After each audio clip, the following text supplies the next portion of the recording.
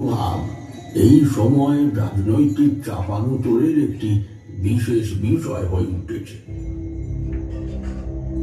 এই সকল কচকচানি থেকে মনটা ফিরিয়ে নিয়ে ঠোঙার বাদাম চিবুতে চিবুতে গঙ্গা বক্ষের নির্মল জলের দিকে চেয়ে হঠাৎ একটা কূট প্রশ্ন মাথায় সেঁকল।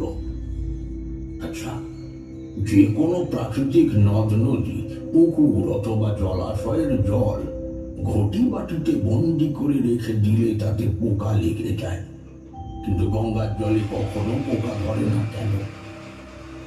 পুরাণে বলে স্বয়ং পঞ্চাননের 5 মুখে নিজের স্তুতি শ্রবণ করে নারায়ণ নাকি গোলে জল হয়েছিলেন।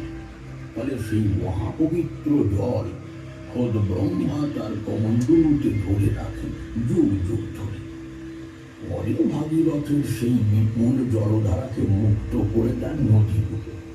যে জলধার স্বর্গ থেকে ভীষণ গর্জনে ঝাঁপিয়ে পড়ে কৈলাসপতি